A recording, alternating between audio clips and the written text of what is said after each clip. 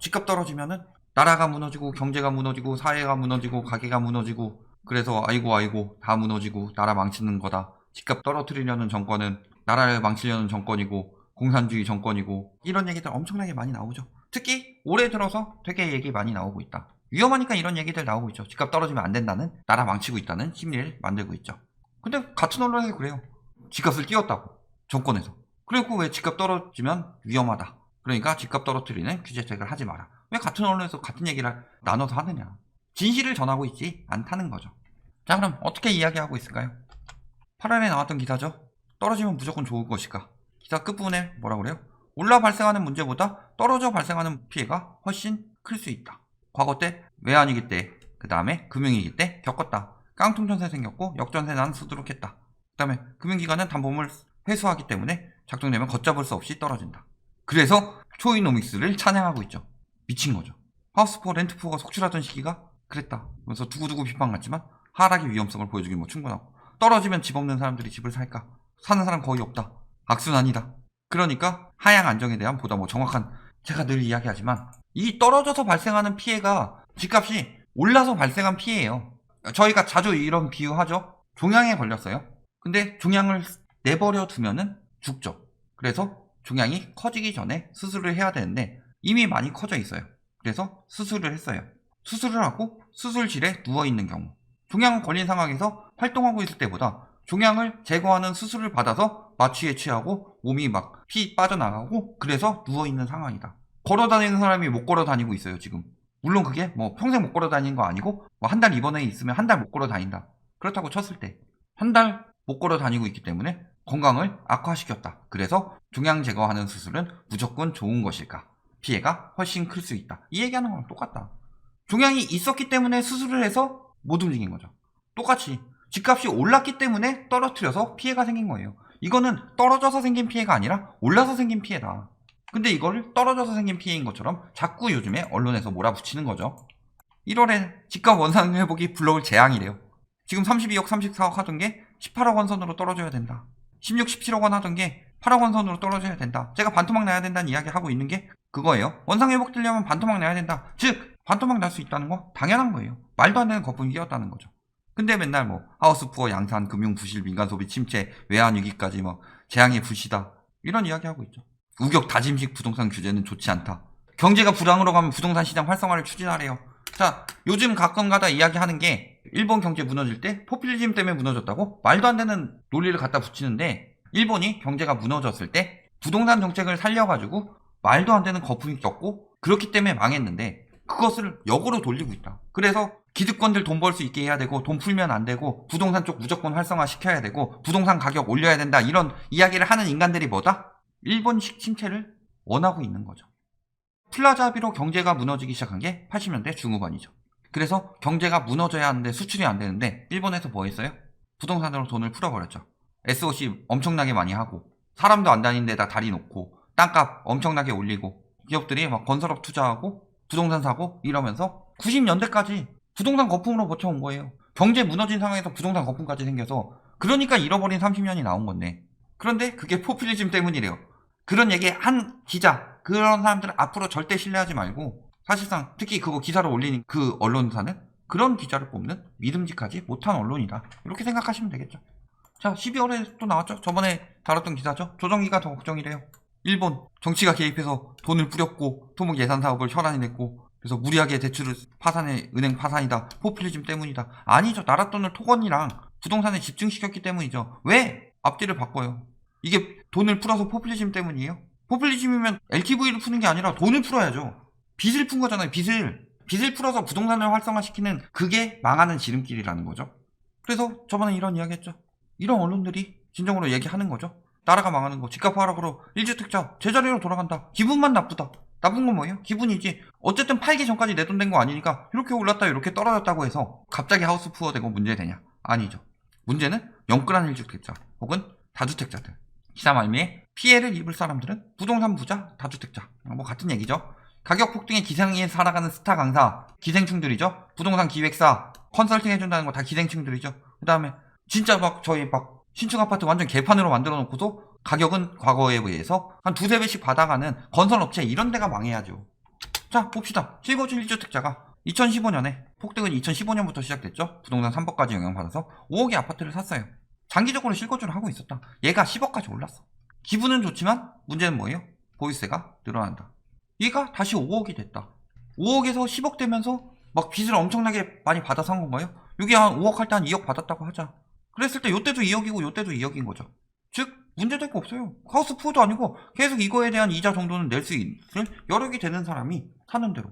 그렇다고 막 돈 날린 것도 아니고 판 것도 아닌데 나는 이 5억을 가지고 내가 거주하기 위해서 샀는데 이 사람들이 무너질 이유가 뭐가 있냐는 거죠.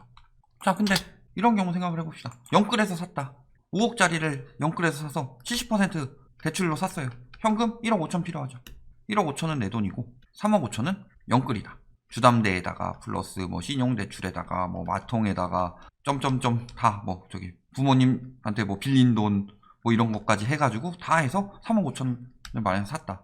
근데 얘가 5억에서 4억으로 떨어지게 되면 어떻게 되죠? 내 돈만 5천으로 주는 거죠. 빚 3억 5천은 그대로 남는다. 3억짜리 집을 샀는데 3억 5천의 대출을 받고서 내 돈 1억 5천을 써서 자산이 다 날아가 버린 거다.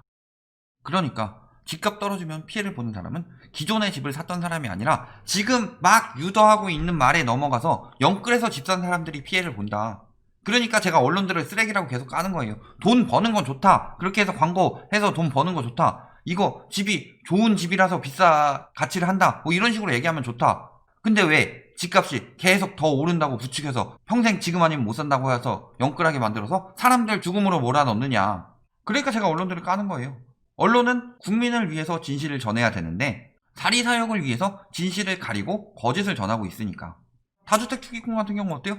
여러 채 떨어지면은 그게 다 자산손해로 바로 들어가게 되죠. 왜? 다주택 투기꾼은 뭐 때문이니까? 더 비싸게 팔려고 샀는데 비싸게 팔긴커녕 더 떨어져 버렸다. 그러니까 얘네들이 피해 보는 거죠. 근데 투기꾼들은 당해도 싸다. 내가 산 가격보다 집값을 더 올려서 판다는 거. 그거 누군가가 열심히 벌었던 소득을 내가 탈취하기 위함이죠. 그 집이 가격이 오르는데 투기꾼이 무슨 기여를 했을까요? 경제적 자유요? 착취죠, 착취. 그런 인간들을 자본주의의 기생충이라고 한다. 부동산으로 경제적 자유를 누린다. 시대 차익으로 노후 대비하도록 만들어야 된다. 나한테 배워라. 돈 주고 배워라. 기생충이다, 기생충. 그러면서 이제 뭐라 그래요? 집값이 오르는 이유는 정부가 집값 잡겠다고 해놓고 세금 걷기 위해서 집값을 올린다. 안 잡히는 이유는 세금을 걷기 위해서다. 굉장히 말도 안 되는 소리인 게 세금을 걷기 가장 좋은 것은 보유세나 이런 것보다 원래는 소비입니다. 집값이 오르고 뭐 이런다고 해서 보유세 내는데 보유세 몇 프로예요? 많아야 6%죠. 소비할 때 부가가치세 10% 나오죠. 소비가 돌면 다른 소비를 부르고 다른 소비를 부르고 다른 소비를 부르기 때문에 세금을 많이 거두려면은 소비를 활성화시켜야 되는 거고 그렇기 때문에 집값이 올라가면 비소비 지출이 늘어나죠. 아까 이야기했듯이 보유세 이런 세금 올라가고 대출 올라가죠. 대출 이자 이런 비소비 지출이 늘어나면 그만큼 소비가 감소하죠. 따라서 소비가 감소하면 세금이 덜 거친다. 그러니까 자꾸 이런 여론을 만들어서 정부에서 세금 걷기 위해서 집값을 안 떨어뜨린다. 개소리 날리고 있는 거예요. 가장 큰 문제는 뭐예요? 지금 저출산이 지속되게 되면은 인구 감소. 인구 감소는 이미 시작됐죠. 생산 인구 감소는 훨씬 더 전부터 시작했죠. 그리고 고령화율은 올라간다. 이게 뜻하는 게 뭐예요? 이 사람들이 생산성이 있는 거고 고령화율, 이 사람들 은퇴자들한테는 복지 비용이 들어가죠. 그렇다면은 생산 인구가 감소하고 있다는 건 국가의 생산성은 떨어지는데 복지에 들어갈 돈은 많아져야 된다는 소리예요. 저출산이 되면은 이어지면은 당연히 세금 감소나 이런 것들 다 따라서 붙는 것들이죠. OECD 37개국 중 합산 출산율 영명대는 우리나라가 유일하다. 그게 작년에 0.9까지 떨어졌는데 올해는 0.84. 역대 최저다. 5쌍 중 1쌍이 무자녀고 11개월째 인구가 줄어들고 있다. 작년 11월부터 인구 줄었다가 잠깐 반짝반짝 했다가 다시 떨어지고 이게 이어지고 있죠. 자, 우리나라 출산율이 낮은 이유는 두 가지예요. 첫 번째 뭐예요? 집값. 그리고 두 번째 뭐예요? 육아의 불편이죠.